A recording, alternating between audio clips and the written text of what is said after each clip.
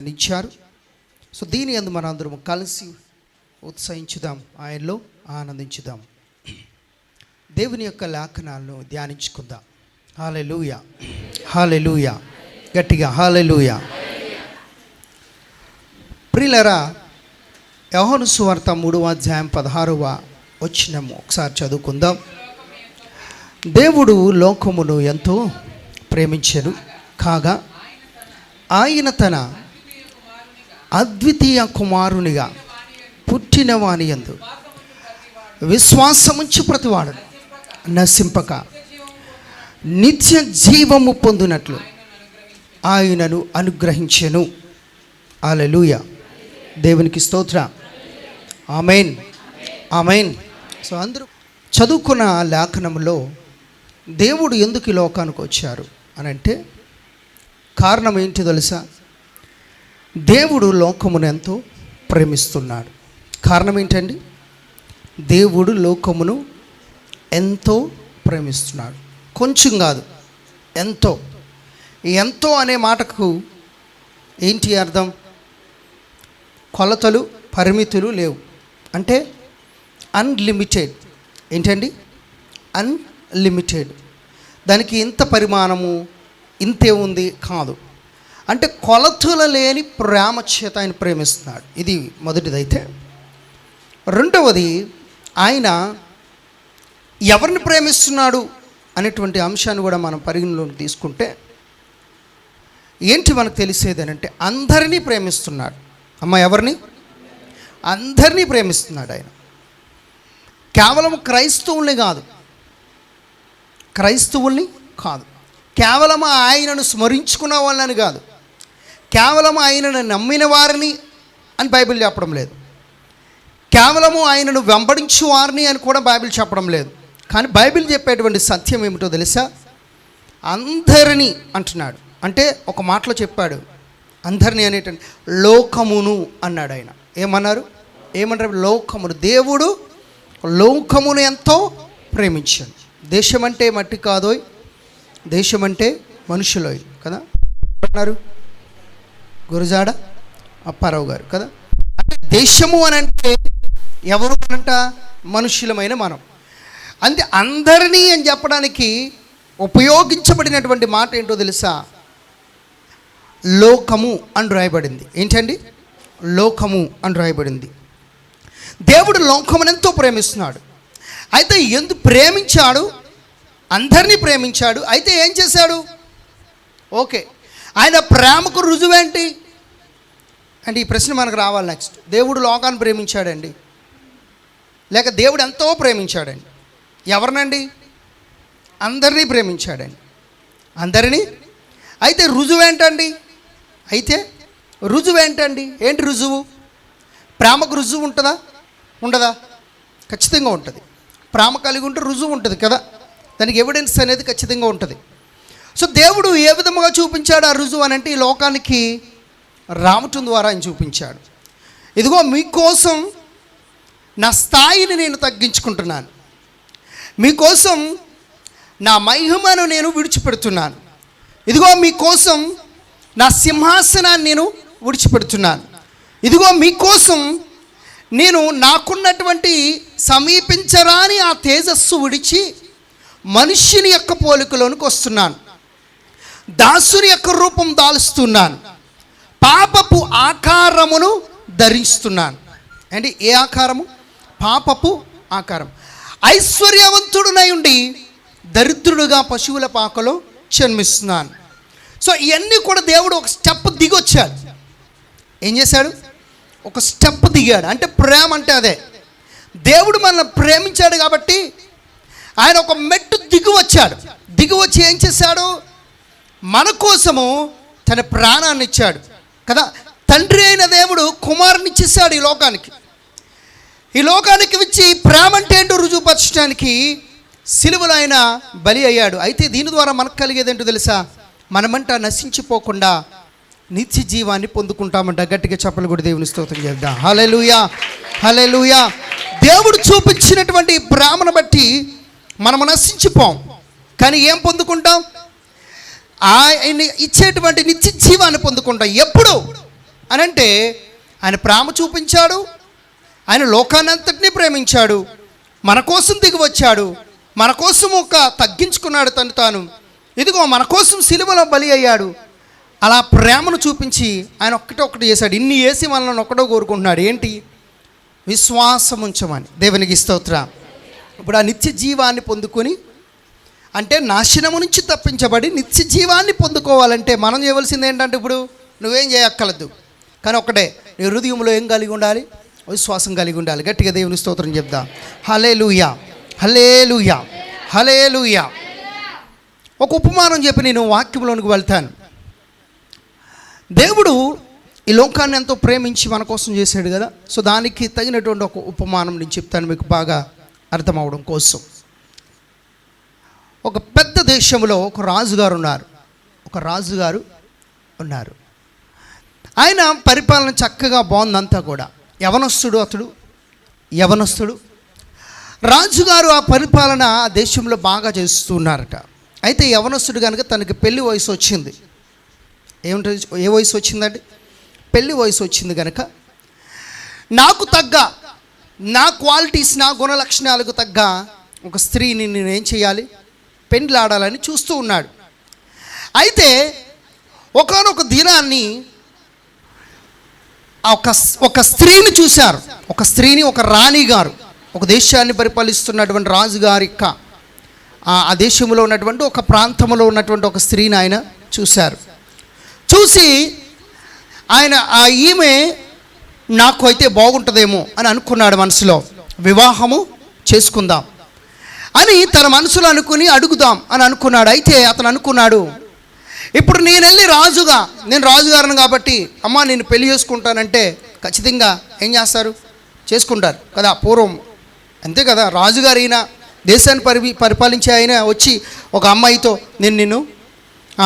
నేను పెళ్లి చేసుకుంటానంటే ఎవరు ఒప్పుకోరు? మ్యాక్సిమం అందరూ ఒప్పుకుంటారు కదా, అంటే ఆల్మోస్ట్ ఆల్. దేవునికి స్తోత్రం కలుగునుగా.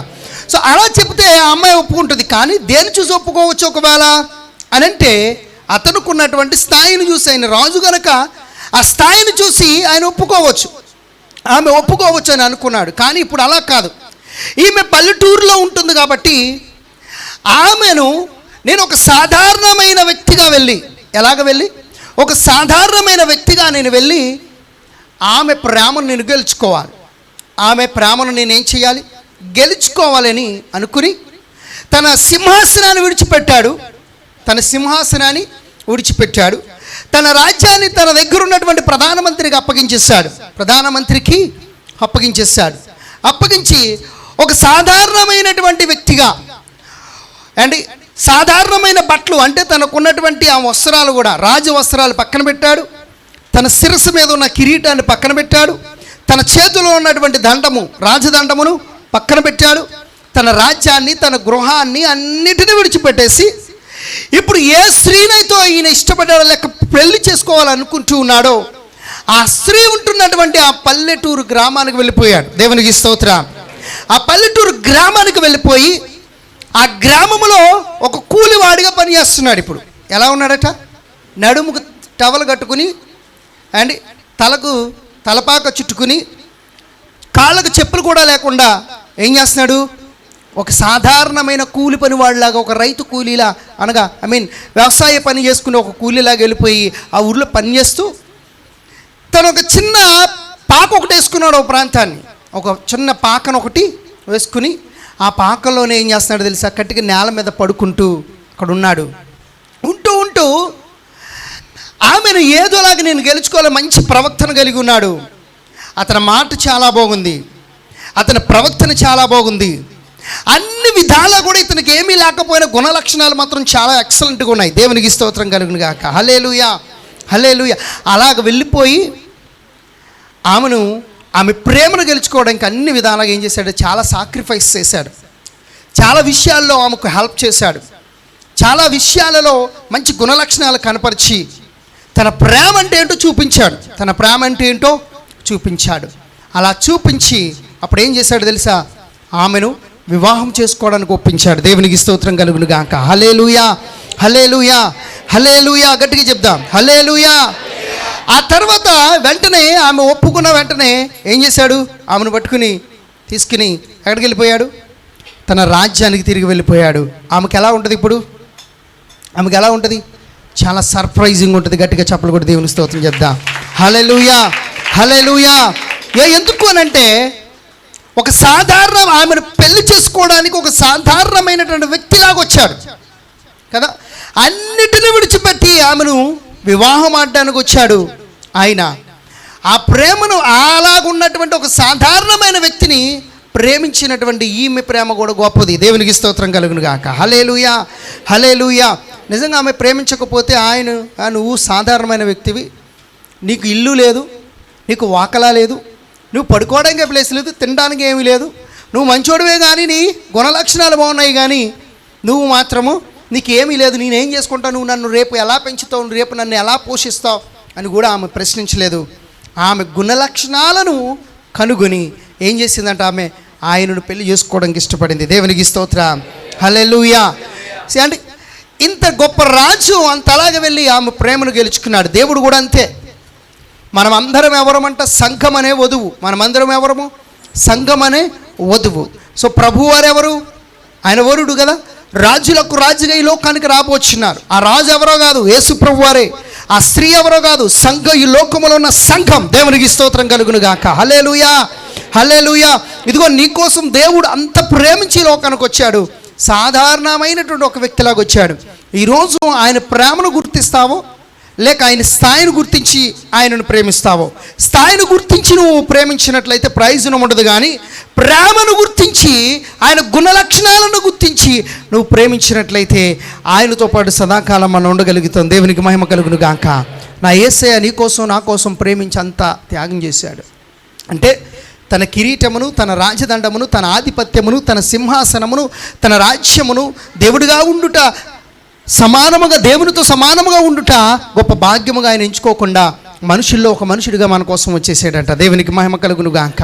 హల్లెలూయా, హల్లెలూయా. మంచిది ప్రియులారా. అయితే మనకు తెలుసు 2020 సంవత్సరాల క్రితము యేసుప్రభు వారి లోకానికి వచ్చారు. అమ్మ, ఎన్ని సంవత్సరాల క్రితము? 2000. ఎందుకు వచ్చారు చెప్పాను ఇందాక. ఆయన మనలను ఎంతో ప్రేమించారు కాబట్టి, ఆయన ఎంతో మనల్ని ప్రేమించారు కాబట్టి 2020 సంవత్సరాల క్రితం యేసుప్రభు వారు వచ్చారు. యేసుప్రభు వారి లోకానికి వచ్చారు. అయితే ఈ మధ్యకాలంలో కొన్ని విషయాలలో కొంతమంది మాట్లాడుచున్నది. ఇటు క్రైస్తవుల్లోనూ కొంతమంది ఉన్నారు, అటు క్రైస్తవేతరులో కూడా కొంతమంది ఉన్నారు. ఒకటి, యేసుప్రభు వారు డిసెంబర్ 25వ తారీఖున పుట్టారని బైబిల్లో చూపించండి అనే ప్రబుద్ధులు చాలామంది ఉన్నారు. ఇటు క్రైస్తవులలో కూడా కొంతమంది ఉన్నారు. వాళ్ళ పేర్లు చెప్పడం నాకు ఇష్టం లేదు, కానీ తెలిసిన చెప్పను. అయితే ఎందుకు వాళ్ళు చెప్పేది ఏమిటంటే క్రిస్మస్ అని, బిబ్లికల్ అని, అనగా బైబిల్ ప్రకారంగా ఇది జరుపుకోవాలని అక్కడ ఉంది అని చెప్పేటువంటి వారు ఉన్నారు. అయితే దీని గురించి మనం పెద్ద రాదంతం ఏం చేయవలసిన పని లేదు, దీని గురించి మాట్లాడుకోవాల్సిన పని లేదు. నేను ఎందుకు చెప్తూ ఉన్నానంటే ఈ విషయాలు ఈరోజు క్రీస్తు పుట్టుకలో ఉన్నటువంటి ఆ చరిత్రను చెప్పడానికి నేను ఇష్టపడుతున్నాను. కారణం ఏంటంటే మనల్ని ప్రశ్నించే వాళ్ళు ఉంటారు. మనల్ని ప్రశ్నించినప్పుడు మనం తెల్లముఖం వేసి వాళ్ళ దగ్గర నిలబడకూడదు. మనకు తెలియనట్లుగా మనం ఉండకూడదు. ఖచ్చితంగా ఏదో ఒక ఎవిడెన్స్ అయినా వాళ్ళకి చెప్పగలగాలి. ఏదో ప్రభువు యొక్క పుట్టుక అసలు బైబిల్లో ఎందుకు రాయబడలేదు అనే విషయాన్ని మనం చెప్పాలి.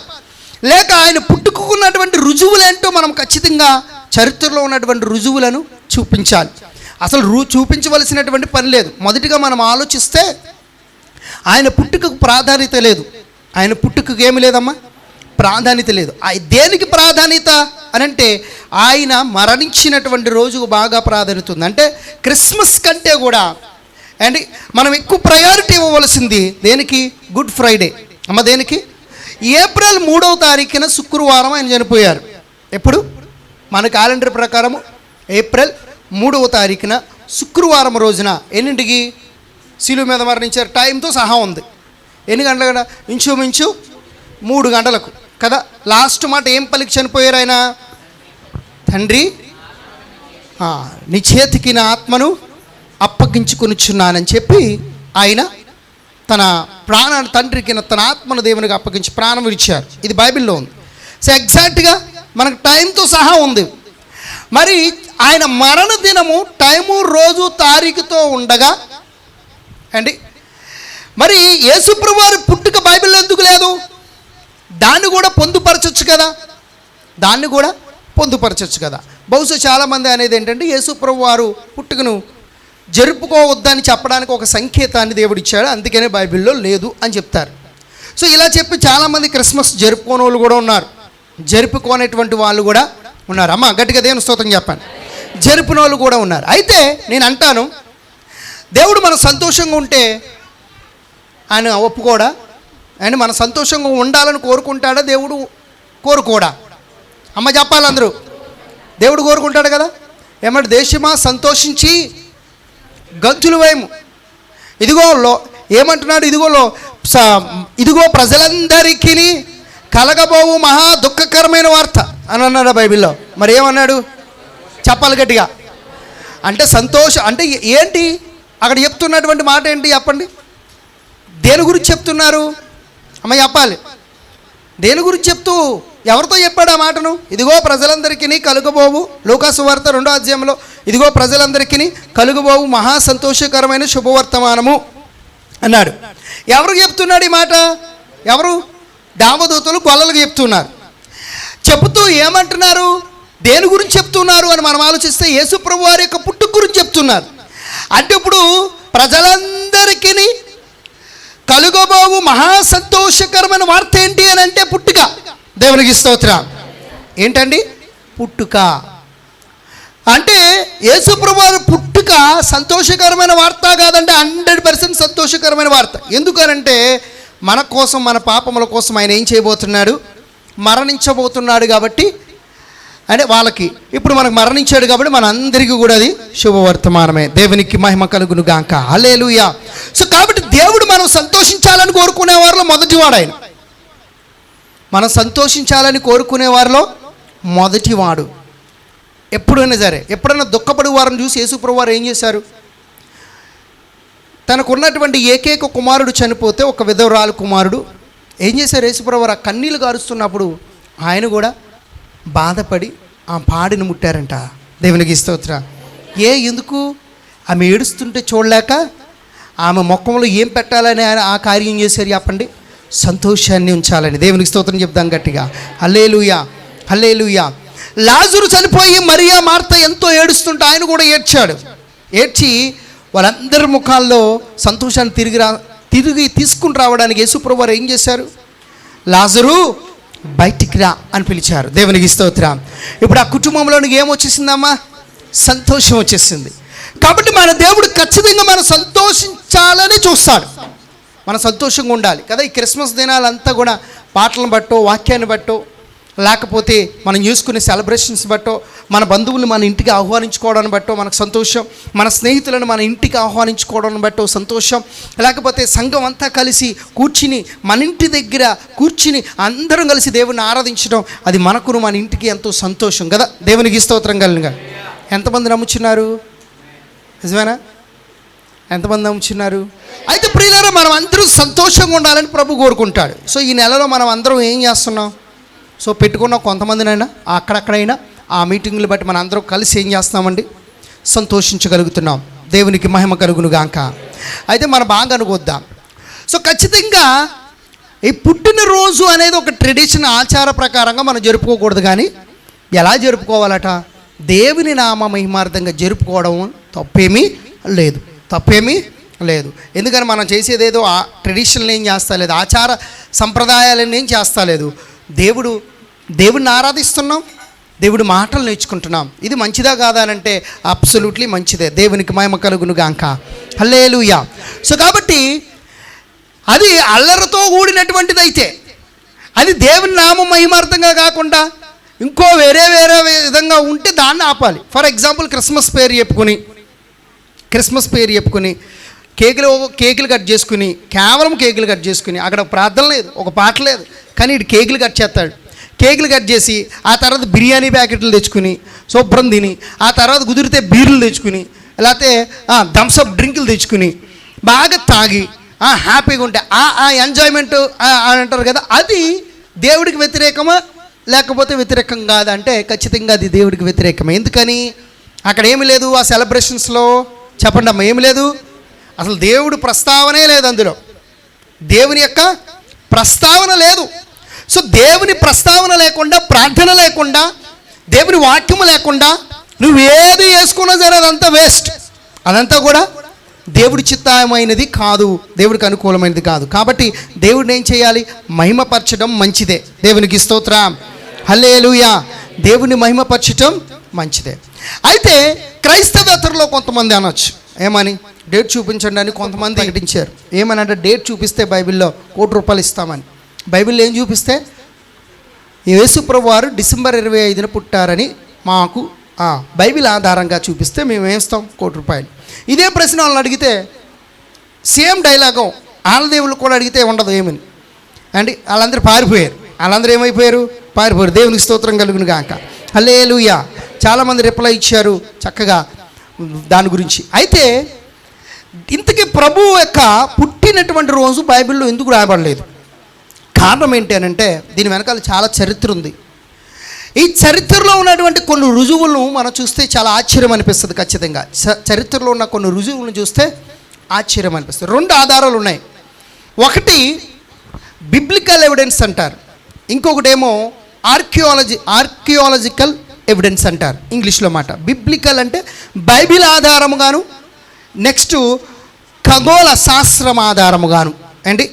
ఖగోళ శాస్త్రము ఆధారముగా అంటే ఆర్కియాలజీగా ఆధారము, అలాగనే బైబిల్ ఆధారాలు.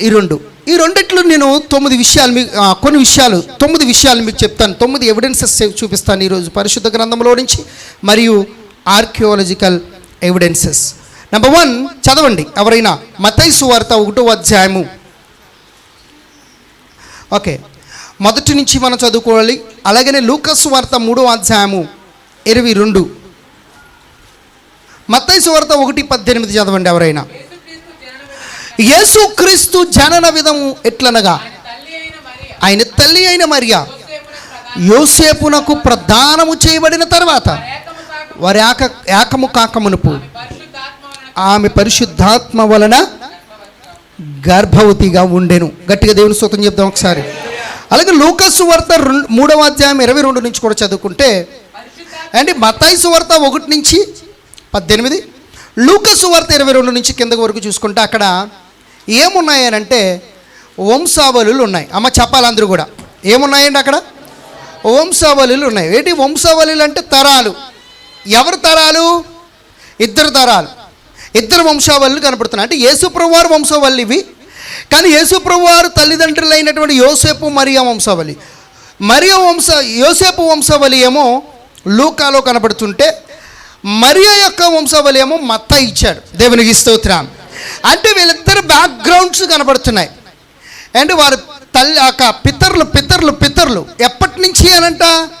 అబ్రహాము మొదలుకొని యేసుప్రభు వారు తండ్రి అయిన యోసేపు వరకు కదా. మరలా అబ్రహాము మొదలుకొని మరియా కుటుంబం వరకు కూడా, మరియా యొక్క కుటుంబం అంతా కూడా వంశవళి వీళ్ళు. అంటే దీంట్లోనే వంశవృక్షావళి అంటారు. ఎందుకు ఇది బైబిల్లో ఇవ్వబడింది అనంటే, యేసుప్రభు వారి యొక్క పుట్టుకకు రుజువులు ఇవన్నీ కూడా ఏంటండి? రుజువులు. అంతేనా? మా నాన్నగారు ఎవరు? దేవుడు రాజు గారు. మా నాన్నగారు ఎవరు అండి? వెంకటరావు గారు సజ్జా, లేక దానియేలు గారు అనేవారు దేవుడి పేరు. సో ఆ తర్వాత మేబీ అప్పారావు గారేమో, మా తాతయ్య గారు నాన్నగారు అప్పారావు గారు. సో ఇలా వంశవళి ఉందాక అక్కడ దాకా ఆగిపోయింది. కానీ యేసుప్రభు వారి యొక్క ఆయన పుట్టిన వంశావళి మాత్రము ఇటు యోసేపు వంశావళి కనపడుతుంది, ఇటు ఎవరిది? మరియా యొక్క వంశావళి కూడా కనబడుతుంది. అంటే 2 వంశావళులు మనకి ఏం చేస్తున్నాయి, ఏం తెలియజేస్తున్నాయి తెలుసా?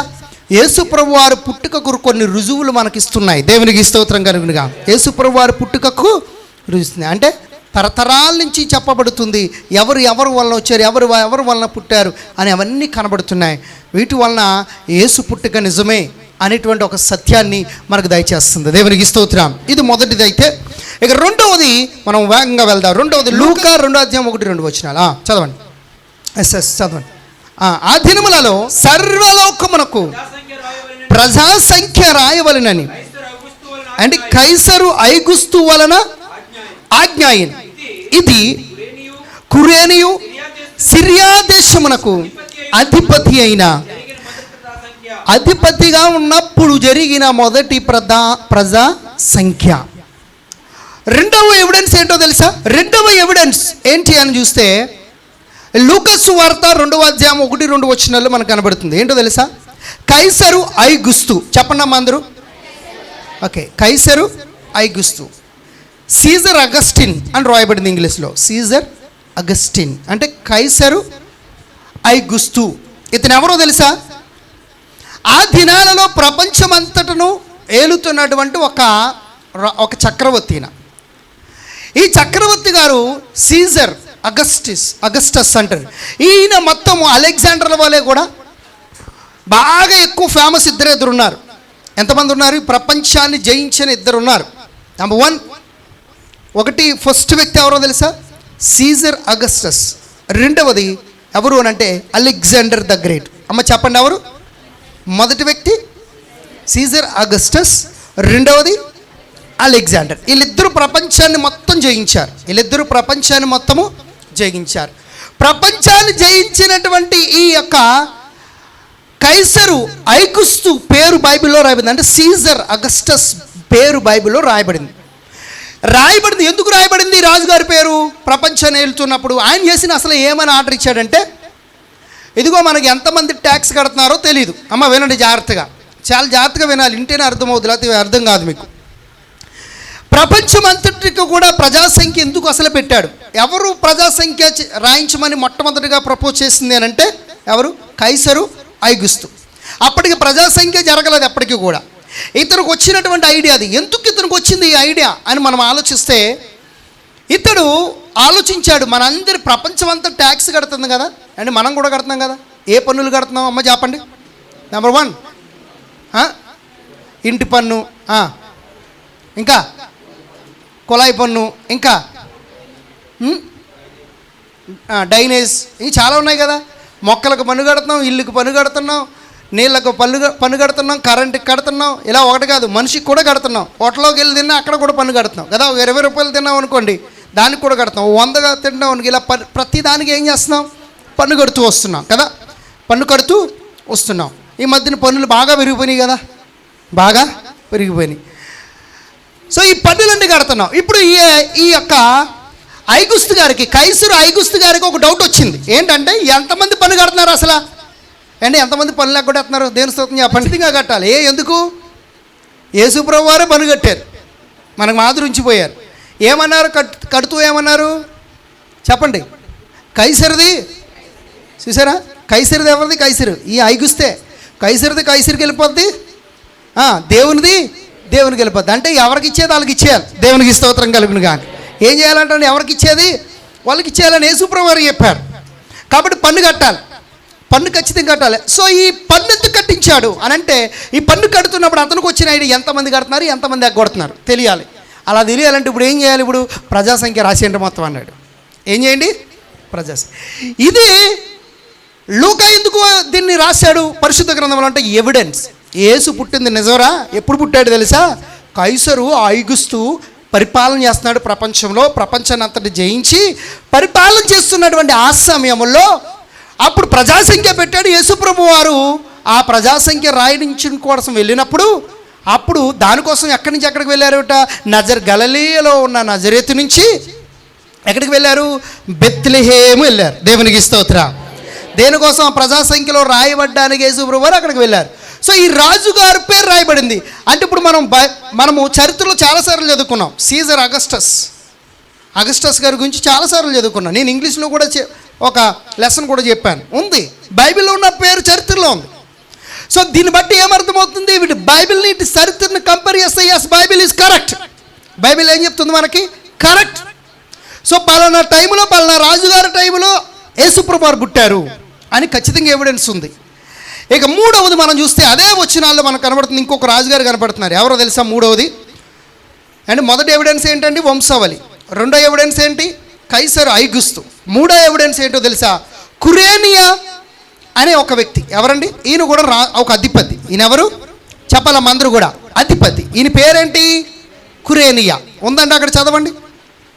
22వ క్షమించండి, రెండో వచనం చదవండి, లేదా 1వ వచనం చదవండి. అంటే ఆ దినములలో సర్వలోకమునకు ప్రజాసంఖ్య రాయవలనని కైసరు ఐగుస్తు వలన ఆజ్ఞ అయ్యింది. ఓకే, ఇది అలాగ కైసరు ఏ సమయంలో ఇచ్చారంట అని అంటే కురేనియా అనేటువంటి ఒక వ్యక్తి కదా. కురేనియా అనే ఒక ఏ దేశానికి సంబంధించిన వాడంటే ఇతడు?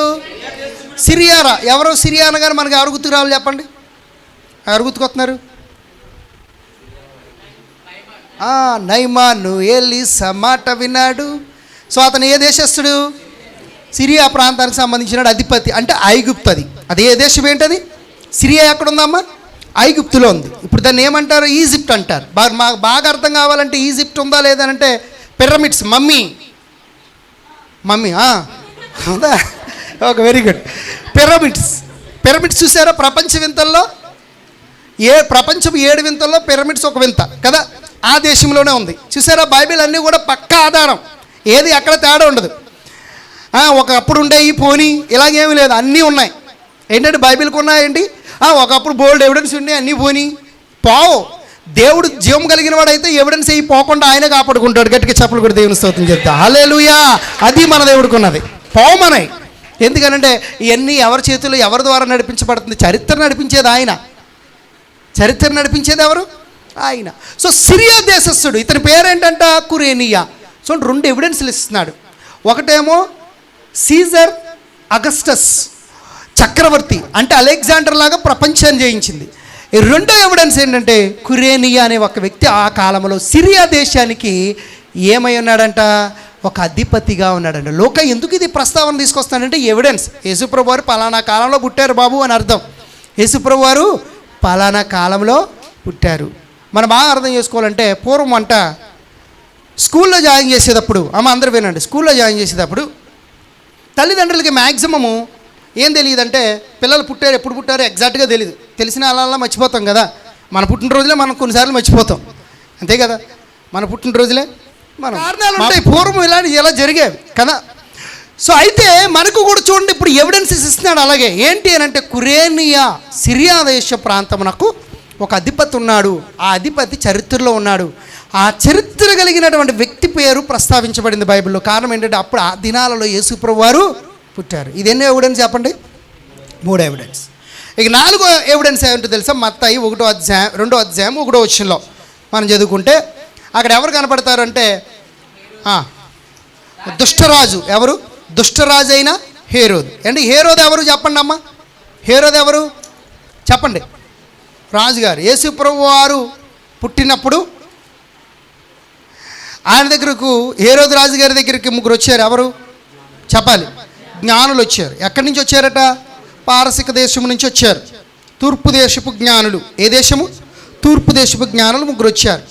అయ్యా, మేము నక్షత్రాన్ని చూసాం, ఇక్కడికి వచ్చాం. ఆయన రాజు కనుక మరి రాజుగారి ఇంట్లో పుట్టకపోతే ఇంకెక్కడ పుడతాడు అని చెప్పేసి ఇక్కడికి వచ్చాం. ఎక్కడండి మాకు చూపించడం అంటే, మా ఇంట్లోనే రాజు పుట్టలేదయ్యా, అసలు ఎవరు పుట్టలేదు అన్నాడు.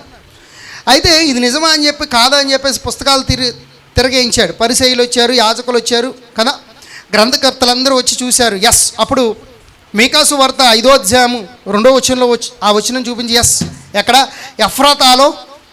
ఎఫ్రాతా అనేటువంటి ఒక బెత్లెహేములో పుడతాడు, అది నిజమే అయ్యా అన్నారు. అప్పుడు రాజుగారు కన్ఫర్మ్ చేసుకుని ఏం చేశారు? ఆ ప్రాంతంలో ఉన్నటువంటి 2 సంవత్సరాలు ఈడగలిగిన ప్రతి వారిని చంపేయమని ఆజ్ఞాపించాడు కదా. క్రూరుడు ఇతడు. ఎవరు? క్రూరుడు.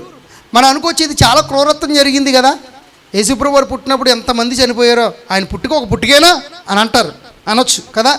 కానీ ఇంకోటి తెలుసా? ఈ లోకంలో అలా బతుకుంటే ఎలా జీవిస్తారో గ్యారంటీ లేదు. పాపంలో పడిపోదురేమో, విగ్రహారాధనకు వెళ్ళిపోదురేమో, నరకానికి వెళ్ళిపోదురేమో. కానీ యేసుప్రభు వారు వాళ్ళ కోసం, అంటే ఆయన పుట్టుక ద్వారా వాళ్ళకు వచ్చింది రావడం వలన డైరెక్ట్గా వాళ్ళు ఎక్కడికి వెళ్ళిపోయారు తెలుసా?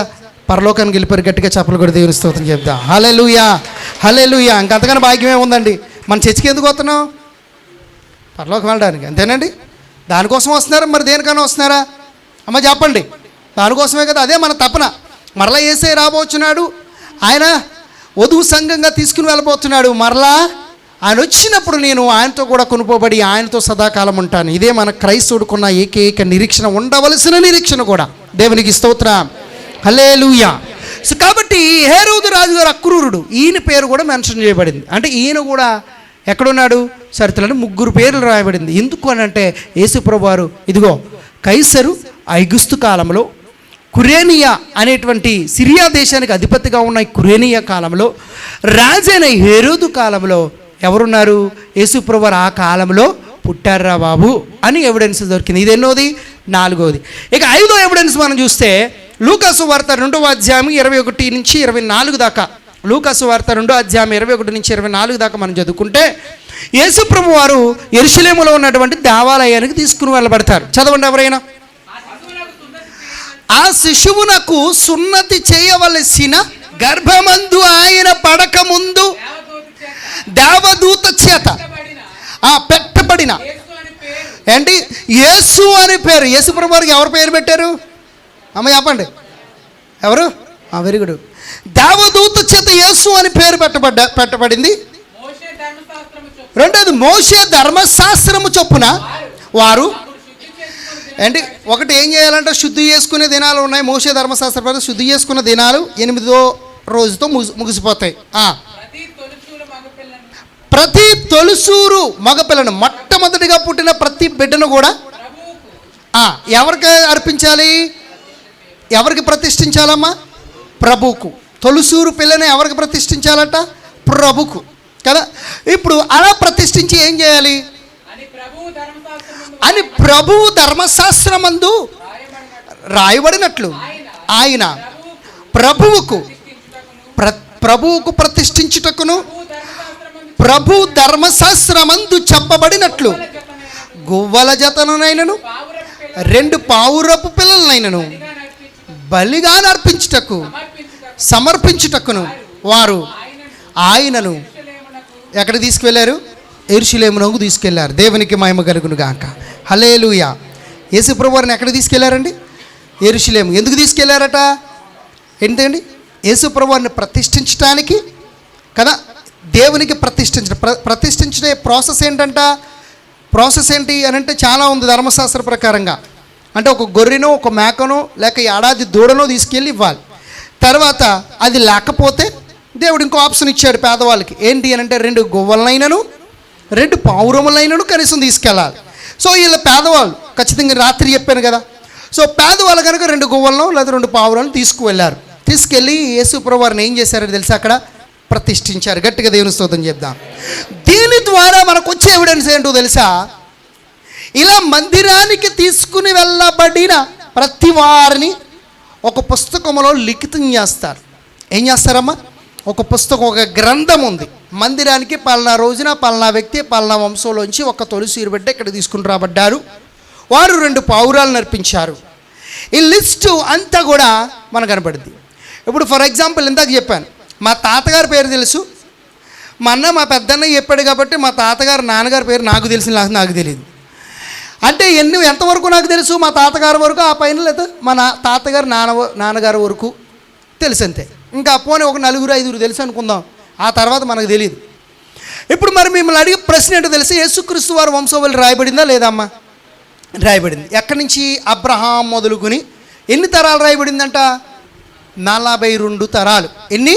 42 జీనియాలజీస్ అని లేక జనరేషన్స్ రాయబడ్డాయి. 42 తరాలు కూడా మనం లెక్కిస్తే ఇన్ని తరాలు ఎవరు గుర్తుంటుందండి? ఇన్ని తరాలు ఎలా గుర్తుంటుంది అని అంటే, అక్కడ బుక్లో రాసేటప్పుడే ఏం చేస్తారో తెలుసా? ఈ ఎవిడెన్సెస్ అన్నీ మెన్షన్ చేస్తూ వస్తూ ఉంటారు. దీని ప్రకారము వాళ్ళు యూదులకు అంతా కూడా సిస్టమేటిక్గా ఉంటుంది. ఇది కూడా అంతా కూడా ఏంటి? సిస్టమేటిక్. అంటే జీనియాలజీ అంతా రాస్తారు. దాన్ని బట్టి తెలుసుకుని ఇందులో లిఖితం చేయబడింది. గట్టిగా దేవుని స్తోత్రం చెప్దాం. హల్లెలూయా, హల్లెలూయా.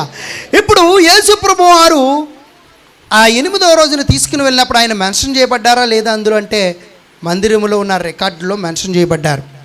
ఎన్నో రోజుని? 8వ రోజున. సో అక్కడ కూడా తారీఖు రాయబడింది. సో ఇదొక మనకి ఎవిడెన్స్ ఏంటంటే యేసు పుట్టాడు.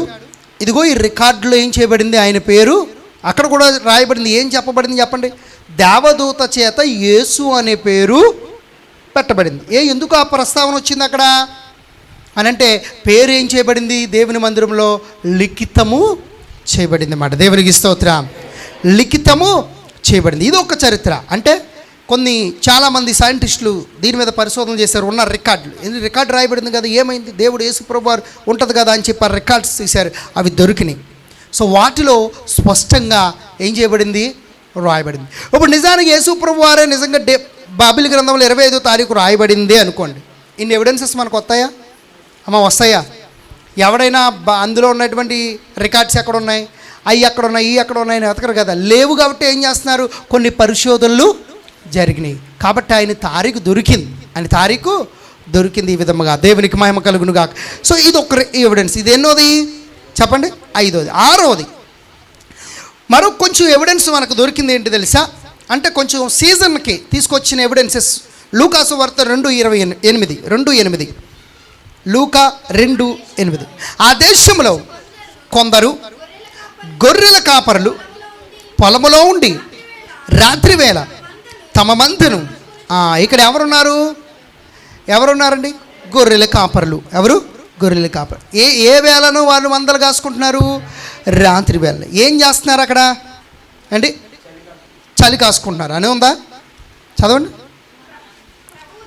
రాత్రి వేళ ఉన్నారు అని రాయబడింది. ఆ ప్రభు దూత వారి యొద్దకు వచ్చి నిలిచి, ప్రభు మహిమ వారి చుట్టూ ప్రకాశించినందున వారు మిక్కిలి భయపడ్డారు. అయితే ఒకటి మనకు గుర్తుంచుకోవాలి, వాళ్ళు చలిమంట కాసుకుంటున్నారో ఏమి రాయబడలేదు. కానీ ఒకటి మనకు యూదులు ఇజ్రాయేల్ దేశ ఆచారానికి మనం వెళ్ళాలి. ఇది కూడా అంటే తెలుసుకున్నటువంటిది. ఏంటి అని అంటే, ఇజ్రాయేలు 3 నెలలు గొర్రెలు మేపుతారట. వాళ్ళు మందలు కాసుకుంటే 3 నెలలు ఉన్నాయి. ఎన్నమ్మా? 3 నెలలు. ఇప్పుడు మనం కూడా కొంతమంది గేదెలు మేపుతారు. ఇక్కడ ప్రతి కాలంలోనూ వీళ్ళు గేదెలు ఇప్పేస్తారా? చెప్పండి అమ్మా. అంటిల్ అన్లెస్ మీకు ఒక ప్రత్యేకంగా ఒక పొలం ఉండి ఆ పొలంలో ఏ పంట వేయకుండా జాగ్రత్తగా వెళ్ళి తీసుకెళ్తాం. అది కూడా దారుంటే తీసుకెళ్తాం. వేరే వాళ్ళు ఎవరు పంటలు వేసుకోకుండా అందరు ఖాళీగా ఉంటాయి. సాధారణంగా బీడుగా ఎప్పుడు పంటలు పండించరు? వేసవకాలమైన గేదెలు తీసుకెళ్తారు. లేకపోతే అన్ని కాలంలో, వర్షాకాలం, శీతాకాలం, అన్ని కాలంలో గేదెలు ఇప్పడానికి ఉంటుందండి? ఉండదు కదా. సో ఇజ్రాయేలీలు కూడా ఏ కాలంలోనంటే నవంబర్, డిసెంబర్, జనవరి. చెప్పండి ఏంటి? నవంబర్, డిసెంబర్, జనవరి ఈ 3 నెలల్లోనే గొర్రెలను కాసుకునేవారు. సో ఇది ఒక ఎవిడెన్స్. ఏంటంటే ఈ గొర్రెల కాపరులకు గురించి ప్రస్తావన తేపడింది. ఇది మనకు వచ్చే ఒక ఎవిడెన్స్. ఏంటంటే యేసుప్రభు వారు ఖచ్చితంగా నవంబర్లో కానీ, డిసెంబర్లో కానీ, జనవరిలో కానీ, నవంబర్లో, డిసెంబర్లో, జనవరిలో. ఎలా తెలిసింది? 3 కన్ఫామ్. ఏంటనంటే ఆ గొర్రెల కాపర్లకు ఏం చేయబడింది? ఆ శుభవర్తమానము చంపబడింది. దేవునికి స్తోత్రం కలుగును గాక. సో ఇది ఒక ఎవిడెన్స్. ఇక 7వ ఎవిడెన్స్లోనికి మనం వద్దాం. ఫాస్ట్గా వెళ్ళిపోదాం. 7వ ఎవిడెన్స్ ఏంటంటే, ఇది ఆర్కియాలజికల్ ఎవిడెన్స్. ఇది ఆర్కియాలజికల్ ఎవిడెన్స్. అంటే పురావస్తు శాస్త్రజ్ఞుడు లేక పురావస్తు ఎవిడెన్స్ అంటే ఖగోళ శాస్త్రం అన్నాను కదా ఇందాక. సో ఇది ఎన్నోది? 7వది. 7వది మనందరికీ తెలుసు. యేసుప్రభు వారు పుట్టినప్పుడు ఆకాశంలో ఏమి వెలసింది? చెప్పాలందరూ కూడా నక్షత్రం కదా. ఈ నక్షత్రము నిజానికి దీని మీద పరిశోధనలు జరిగినాయి. దీని మీద ఎవరు ఆ పరిశోధన చేసినటువంటి వ్యక్తి ఎవరంటే జోహన్నస్ కెప్లర్. ఎవరండి? ఇతను ఒక మ్యాథమెటిషియన్, అంటే గణిత శాస్త్రజ్ఞుడు. ఎవరమ్మైనా లెక్కల మాస్టర్ అంటారు కదా, అంటే ఆ శాస్త్రజ్ఞుడు అంటే గణితాన్ని కనిపెట్టిన ఒక శాస్త్రజ్ఞుడు. ఎవరు? జోహన్నస్ కెప్లర్. చెప్పండి అందరూ కూడా. జోహన్నస్ కెప్లర్. ఇతనికి ఒక ఆలోచన వచ్చిందంట. ఏంటి అని అంటే, యేసుప్రభు వారు పుట్టినప్పుడు ఆకాశంలో నక్షత్రం పుట్టిందని రాయబడింది కదా. ఇప్పుడు ఆయన పుట్టినరోజును గురించినటువంటి వచ్చిన కన్ఫ్యూజన్స్ ఉన్నాయి కాబట్టి నేను ఏదో అలాగ కనుగొని నేను పరిశోధనలు చేసి దీన్ని కనుగొంటాను. ఆ నక్షత్రం అసలు ఏ నక్షత్రం పుట్టింది యేసుప్రభు వారు వచ్చినప్పుడు అని, ఏ నక్షత్రము కనిపించిందని. ఇతను అలాగా 1607 నుంచి 1609 వరకు 3 సంవత్సరాలు. ఎన్ని సంవత్సరాలు? 3 సంవత్సరాలు. ఎవరండి ఇతను? జోహన్నస్ కెప్లర్. ఇతను ఎవరు చెప్పండి? గణిత శాస్త్రజ్ఞుడు. నెక్స్ట్ రెండోది ఆర్కియాలజిస్ట్ కదా. ఈ 2 ఇతను పరిశోధనలు చేశాడు. పరిశోధనలు చేసి 3 సంవత్సరాలు చేసిన తర్వాత అతడు కనుగొన్నదేంటో తెలుసా? యేసుప్రభు వారు పుట్టినప్పుడు వచ్చినట్టు 3 గ్రహాలు వచ్చినాయి అంట. ఎన్ని గ్రహాలండి? అమ్మ, గ్రహము అంటే సూర్యుడిని కూడా గ్రహం అంటారు, చంద్రుని కూడా గ్రహం అంటారు, భూమిని కూడా గ్రహం అంటారు కదా, అవునా కదా?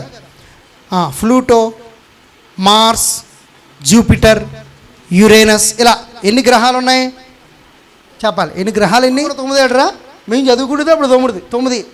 ఇప్పుడు గ్రహాలకు అన్లిమిటెడ్. గ్రహాలకి ఏంటి రోజుకు ఒకటి కనుక్కుంటున్నారు. నవగ్రహాలని అనకండి ఇంకా. అమ్మ చదువుకుండేవాళ్ళు అప్డేట్ అవ్వండి, కొంచెం చదువుకుంటున్నారు ఇంకా. అయినా సరే అప్డేట్ అవుతలేదు. 9 కాదు, మేము చదువుకునేటప్పుడు 9. అంటే మీరు చదువుకునేటప్పుడు 9 గ్రహాలు, నవగ్రహాలు అనేవారు, అంతేనా? నవ అంటే 9 అని అర్థం. ఇప్పుడు 9 కాదు, గ్రహాలు చాలా ఉన్నాయి. గ్రహాలు ఇప్పుడు చాలా గ్రహాలు వచ్చినాయి. గ్రహాలు అంటే తిరుగుతున్నవి కక్షల్లో, ఆకాశంలో ఉన్నటువంటి కొన్ని కక్షల్లో తిరుగుతున్నటువంటి గ్రహాలు. భూమికి లాంటి ప్రాంతాలు ఉన్నాయి, కానీ భూమి లాంటి అట్మాస్ఫియర్ ఉండదు. అంటే గాలి, నీరు, వాతావరణం ఉండదు. చెట్లు బ్రతకడానికి, ప్రాణులు జీవించడానికి ఉండని భూమి లాంటి పెద్ద పెద్దవి సేమ్ ఉన్నాయి. ఎన్నో ఉన్నాయట కొన్ని గ్రహాలు. అవి కక్షల్లో తిరుగుతూనే ఉంటాయి. అందులో 3 గ్రహాలు అతను కనిపెట్టాడు. ఏంటంటే 3 గ్రహాలు. ఏంటి అని అంటే అంగారకుడు, బృహస్పతి, వర్ణ గ్రహము అని ఇంగ్లీష్లో ఏమంటారు? Mars, Jupiter, Uranus. Mars, Jupiter, Uranus, ఈ 3 గ్రహాలు కలిసి అంట యేసుప్రభు వారు పుట్టినప్పుడు 3 గ్రహాలు ఒక్కసారి కలిసినాయి, కక్షలో తిరుగుతూ దగ్గరికి వచ్చినాయి. అప్పుడు గొప్ప వెలుగు వచ్చిందంట. దేవునికి స్తోత్రం చెప్దాం. అంటే నక్షత్రం వచ్చిందనంటే ఈ 3 గ్రహాల కలయిక ఒక నక్షత్రపు కాంతి మాట. ఇది అతను కనుగొని. ఇది ఎప్పుడు వచ్చినాయి అని అంటే డేట్తో సహా చెప్పాడు. అసలు మనకు కాలం తెలిసేది ఎలాగా, మనకు టైం తెలిసేది ఎలాగనంటే నక్షత్రాల ద్వారాను. ఆదికాండం 3వ అధ్యాయానికి వెళ్ళండి. దేవుడు నక్షత్రాలను, సూర్యచంద్రులను ఎందుకు సృష్టించాడంటే కాలములను, సంవత్సరములను తెలుసుకోవడానికి.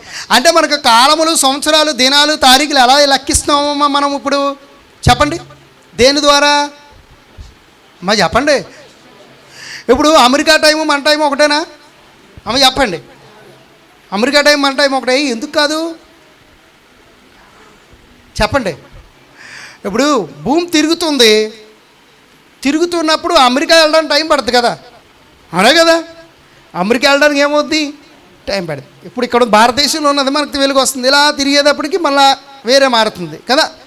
వాళ్ళ టైం వేరు, మనకు ఇప్పుడు ఎంత అయింది ఇక్కడ అంటే 2:52 అయింది. వాళ్ళకి వేరే టైం అవుతుంది. వాళ్ళకి మనకి ఇంచుమించు నాకు తెలిసి half day, maybe around 7 to 10 hours gap different వాళ్ళకి మనకి. ఒక పూట ఆల్మోస్ట్ గ్యాప్, అంటే అంత టైం. అంటే వాళ్ళకి ఆ టైం ఏంటి, మనకి ఈ టైం ఏంటి అని అంటే మనందరూ కలిసి దేని మీద డిపెండ్ అవుతున్నాం చెప్పండి? దేని మీద డిపెండ్ అవుతున్నాం? నక్షత్రాల మీద. కాలాన్ని దాన్ని బట్టి కొలుస్తున్నాం. కాలాన్ని మన వాచ్ దాన్ని బట్టే తిరిగిద్ది. దేన్ని బట్టి? పైన ఉన్న నక్షత్రాలు వీటిని బట్టి తిరిగిద్ది. సూర్యుని యొక్క ఆ వెలుగును బట్టి, ఆ టైంను బట్టి దానికి అనుసంధానం చేయబడింది క్లాక్కి. సో దాన్ని బట్టి ఆటోమేటిక్గా తిరుగుతూ ఉంటుంది కదా. అది సక్రంగా పనిచేస్తే అంటే దాని అర్థం ఏంటంటే సూర్యుడు చూడండి, అందుకని చూడండి గుండ్రంగా ఉంటుంది క్లాక్.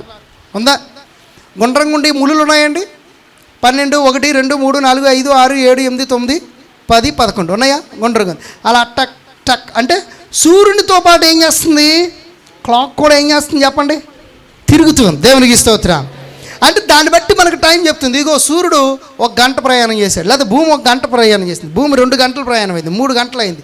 అంటే దాన్ని బట్టి మనకు సమయం అనేది తెలుస్తుంది అన్నమాట. దేవునికి స్తోత్రం కలుగునుగా. అంటే కాలములను, ఋతువులను ఇవన్నీ తెలియజేసేవంటే నక్షత్రం. అందుకనే ఇతను కనుగొని ఏంటంటే ఆ 3 ఏంటి చెప్పండి? వరుణ గ్రహము అంటారు. అంటే యురేనియస్. ఏంటండి? Uranus, Mars, Jupiter, Uranus. ఈ 3 కలయికల వలన ఏమొచ్చింది? వెలుగు వచ్చింది. అది చెప్పాడు. అది ఎప్పుడు వచ్చిందో తెలుసు అంటండి, కరెక్ట్గా ఎగ్జాక్ట్గా BC 4. ఎప్పుడండి? క్రీస్తు పూర్వము 4వ శతాబ్దంలో వచ్చిందంట. దేవునికి మహిమ కలుగునుగా.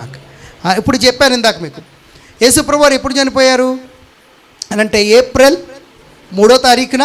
అమ్మ చెప్పండి, ఇవన్నీ తెలియాలి. ఏప్రిల్ 3వ తారీఖున శుక్రవారము 3 గంటలకు టైంతో ఉంది కదా. ఇప్పుడు అది ఎప్పుడు ఏ సంవత్సరంలోనంటే BC 29. BC 29 4 ఎంత చెప్పండి? చెప్పండి అమ్మ. 29 4 33. సో యేసుప్రభు వారు ఏమొచ్చేసింది?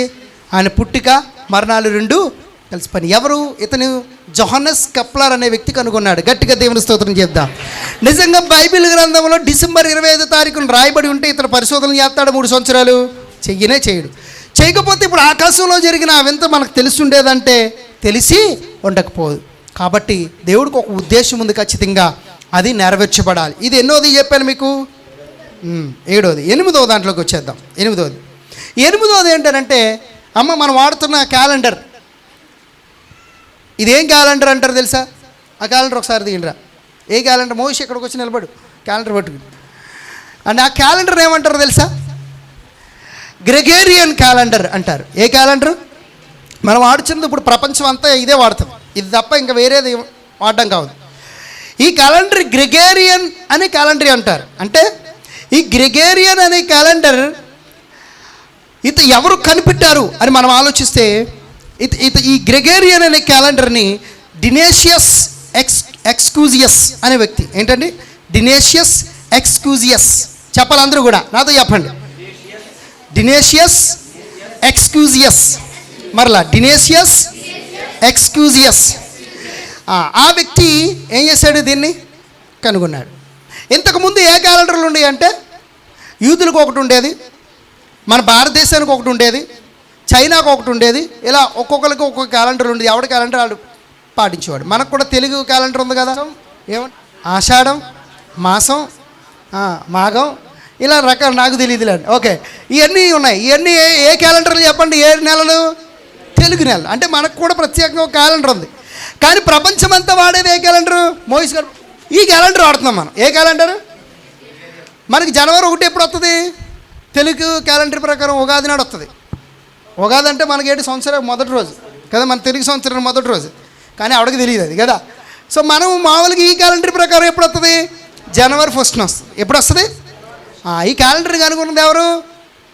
డినేషియస్ ఎక్స్క్యూజియస్. ఎవరండి? ఈయనకు ఒక ఐడియా వచ్చిందంట. క్యాలెండర్ తయారు చేయాలంటే ఉండవలసిన ప్రాథమిక అంశం ఏంటో తెలుసా? ఈ క్యాలెండర్ తయారు చేయాలంటే ప్రాథమికమైన అంశం ఏంటో తెలుసా అండి?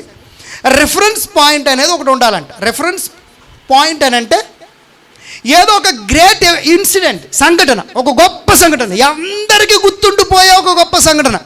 అండ్ మనకు అందరికీ గుర్తుండిపోయే సంఘటన ఏముంటుంది చెప్పండి? 2020. ఎందుకు చెప్పండి? ఏంటి చెప్పండి?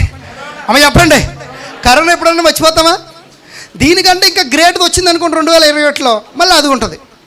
ఏదేమైనప్పటికీ 2020 సంవత్సరానికైనా కరోనా అంటాం. ఏ కరోనా?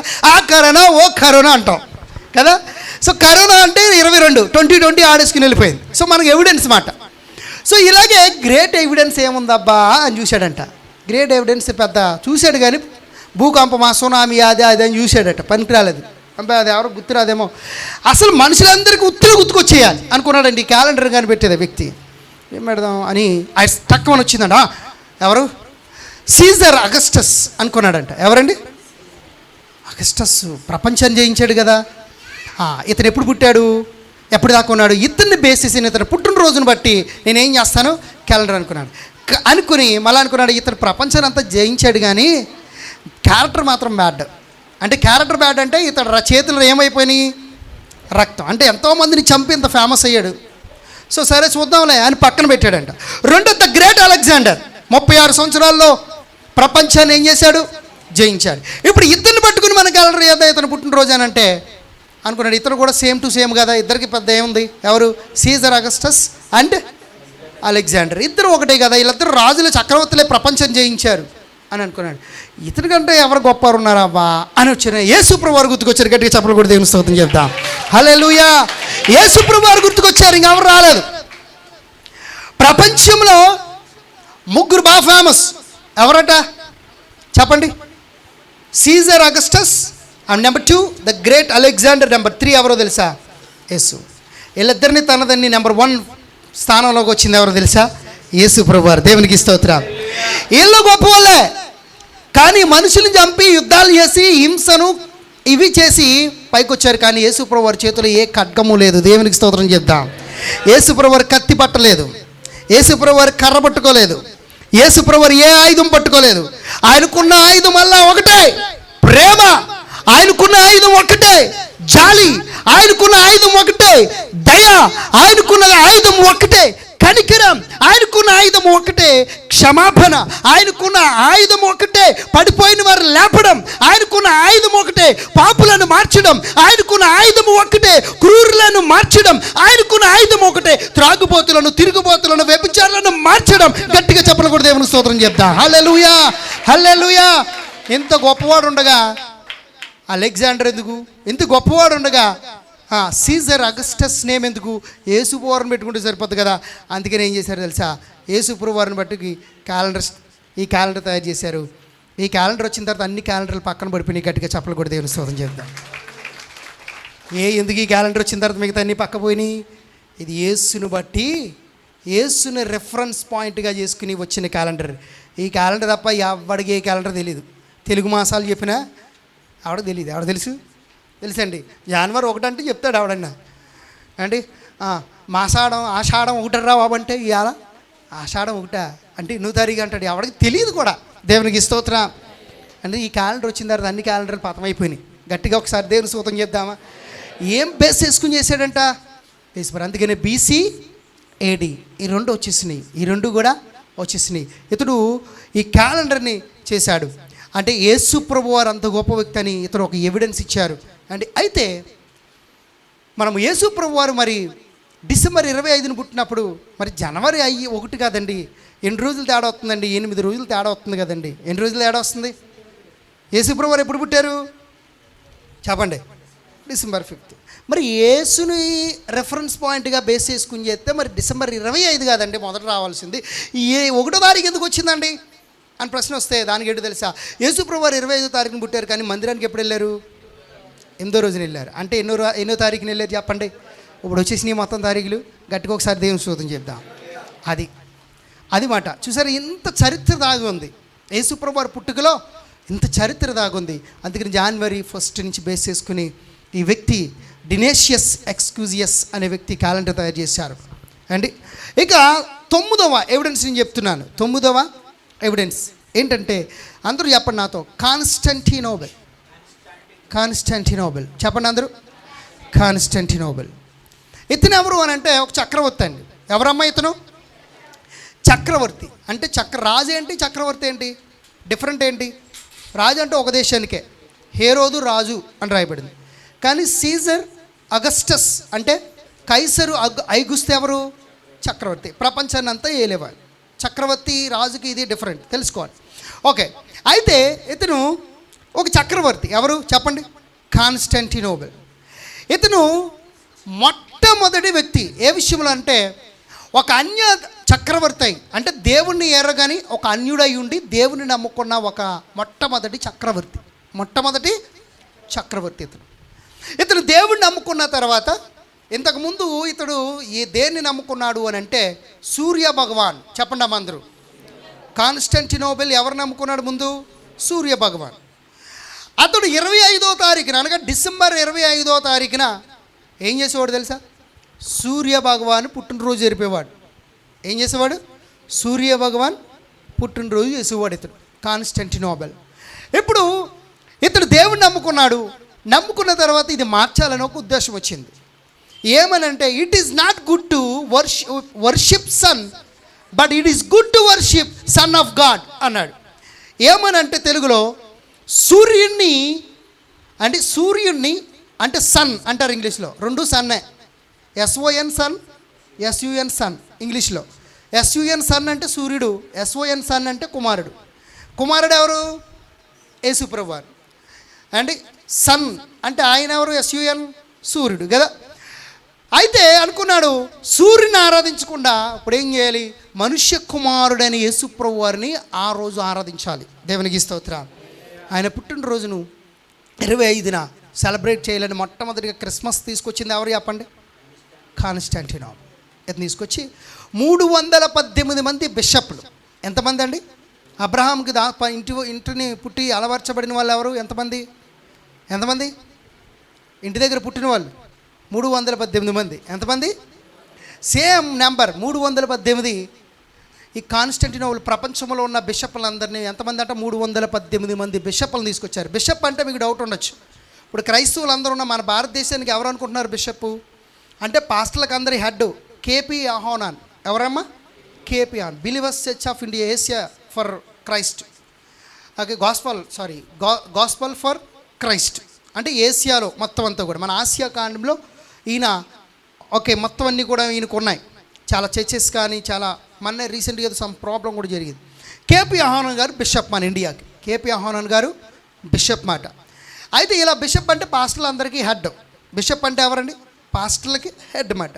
సో ఆయనకంటే హెడ్ ప్రపంచానికి ఉంటారు. ఎవరు? పోప్ అంటారు. ఎవరండి? పోప్. ప్రపంచానికి హెడ్ ఎవరు? పోప్. పాస్టర్లకి దేశంలో విత్ ఇన్ ద కంట్రీ దేశంలో హెడ్ ఎవరు?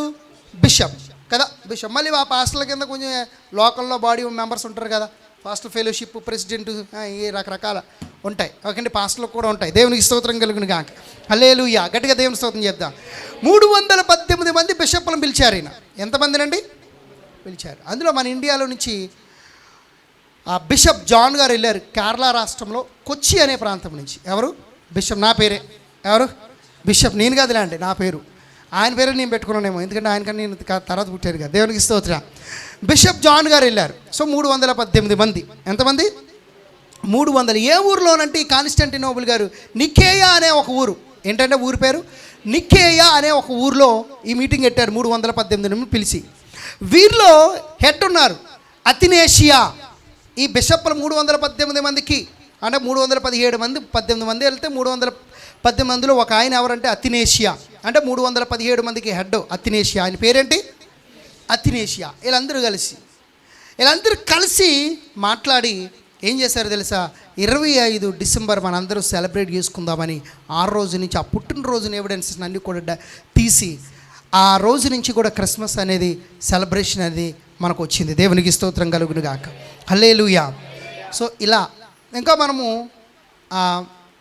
ఇలాంటి ఎవిడెన్సెస్ అనేకమైనటువంటి ఎవిడెన్సెస్ మనకు కనబడుతున్నాయి. ఎవరి గురించి? యేసు ప్రభు వారి యొక్క పుట్టుక. ఇంకా చాలా ఉన్నాయి ఎవిడెన్సెస్. ఇప్పటికీ కూడా ఆర్కియాలజిస్ట్ అందరూ పురాతత్వ శాస్త్రవేత్తలు అందరూ కూడా ఎన్నో ఎవిడెన్సెస్ కనుక్కుంటున్నారు. అవన్నీ కూడా బైబిల్లో ఉన్నవి ఎగ్జాక్ట్గా కరెక్ట్ అని చెప్తున్నారు. గట్టిగా ఒకసారి దేవునికి స్తోత్రం చెప్దాం. మంచిదండి. ఇన్ని ఎవిడెన్సెస్ మనం చూసాం కదా, మనం ఏం నేర్చుకోవాలి ఇప్పుడు? 1, యేసు ప్రభు వారు తిరిగి లేచారు కదా. మా అందరూ వినండి అమ్మా. యేసు ప్రభు వారు తిరిగి లేచారా? ఎన్నో రోజులు లేచారు? చెప్పాలి గట్టిగా. 3 రోజులు లేచారు. ఇప్పుడు మనకి ఎవిడెన్సెస్ ఎన్ని చూపించానని చెప్పండి? 9 కదా, గుర్తుంచుకోండి. ఈ 9 ఎవిడెన్సెస్ అంటే యేసు పుట్టుక గురించి.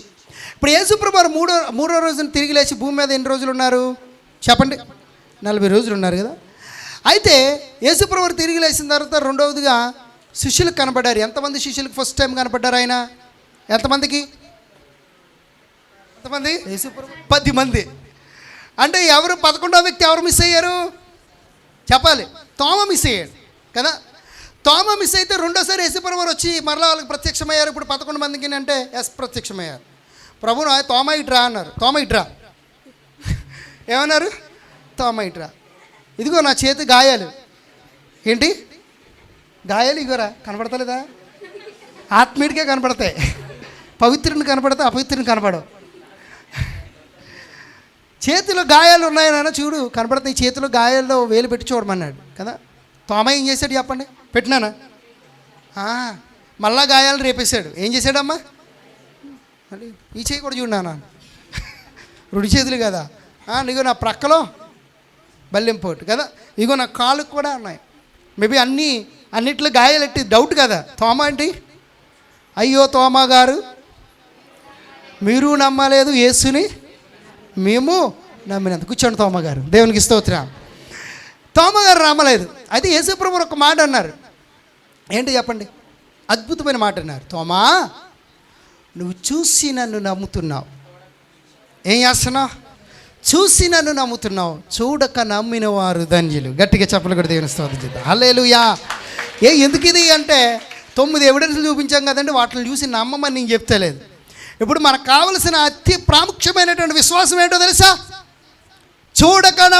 చూడకుండానే నమ్మటం.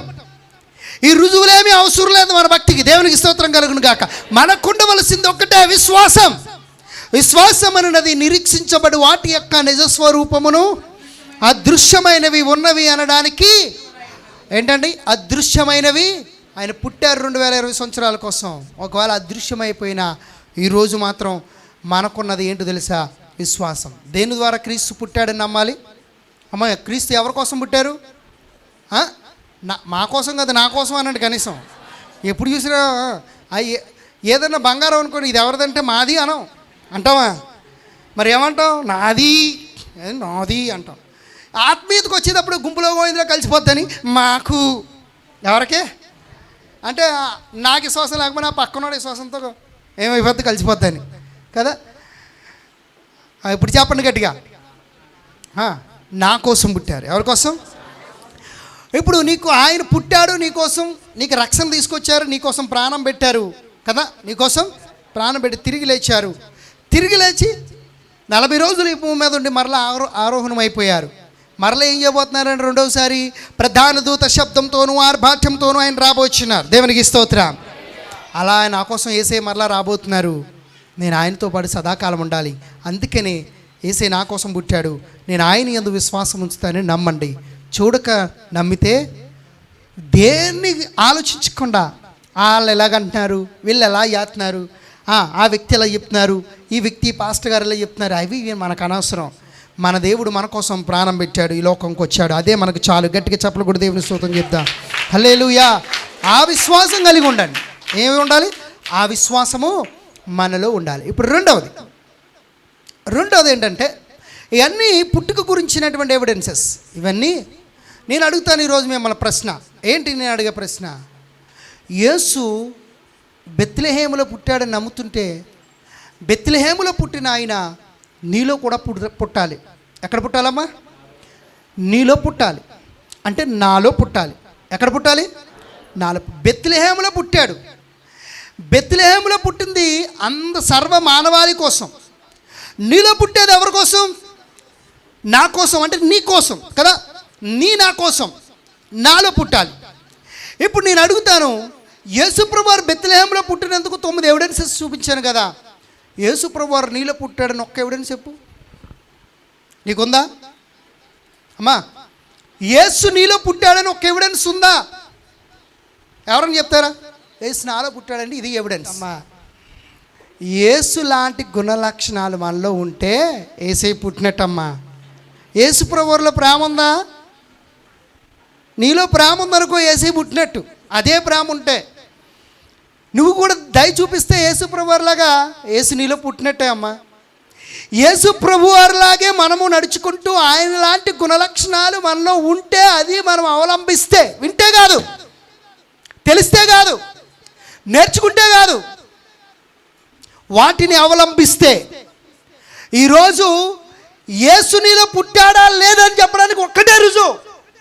యేసు నిజంగా ఈ ప్రపంచంలో పుట్టాడు, ఖచ్చితంగా నాలో కూడా పుట్టాడని చెప్పడానికి ఒకటే రుజువు. ఏంటో తెలుసా? కాదు చూడు, యేసులాగా నేను జీవిస్తాను. దేవునికి స్తోత్రం. నేను అంటాను, యేసులాగా నువ్వు జీవిస్తావు. నువ్వు చెప్పవసరం లేదు. నువ్వు యేసులాగా జీవిస్తే ఇతరులు అంటారు, she is living like Jesus, he is living like Jesus అని నీకోసం చెప్తారు. దేవునికి స్తోత్రం కలుగునుగా. ఈ గుణ లక్షణాలు ఏమీ లేకపోతే యేసయ్య నీలో పుట్టనట్టే. ఒక మాట ఉంది, క్రీస్తు నేడు పుట్టెను. చెప్పండి అందరూ. నిజమైన యేసు ఈరోజు పుట్టాడా? ఒక ప్రబుద్ధుడు అంటాడు, క్రీస్తు నేడు పుట్టడం ఏంటండి బాబు అంటాడు. ఏంటంట? క్రీస్తు నేడు పుట్టడం ఏంటండి, అసలు ఆ మాట రాంగ్ అని చెప్పకూడదు అంటాడు ఒక ప్రబుద్ధుడు, మహానుభావుడు, మనకు దగ్గరలోనే ఉంటాడు. నేడు పుట్టడం అంటే అందులో ఆత్మీయత ఉంది నాన్న. బైబిల్లోనే రాయబడింది కదా, అది అయిపోయింది కదా. దానికి ఉన్నటువంటి ఎవిడెన్స్ ఏంటో తెలుసా? నేడు పుట్టాడనంటే బెత్లెహేములో ఆ రోజు వాళ్ళకి చెప్పబడింది నేడు పుట్టాడని. కానీ నేడు పుట్టాడనంటే మన హృదయాల్లో పుట్టే యేసయ్య కోసం మనం చెప్పేది నేడు క్రీస్తు నేడు పుట్టినని గట్టిగా చెప్పలు కూడా దేవుని స్తోత్రం చెప్తాం. అది ఈరోజు క్రీస్తు పుట్టాడు నాలో అని అర్థం. అక్కడ ఆ రోజు పుట్టిన దాని గురించి కాదు నేడు పుట్టాడని చెప్పేది. అక్కడ పుట్టాడు, మరి మనలో కూడా పుట్టాలి కదా. అందుకని ఏం చెప్తున్నాం? క్రీస్తు నాలో పుట్టాడు. ఆ పుట్టాడని చెప్తే కనీసం పుడతాడని ఆశ. దేవునికి స్తోత్రం కలుగునుగా. కనీసం పుడతాడని. ఈరోజు నీలో పుట్టాడు అనడానికి ఏంటమ్మా ఎవిడెన్స్? యేసు ప్రభువులా నువ్వు జీవిస్తే పుట్టినట్టు.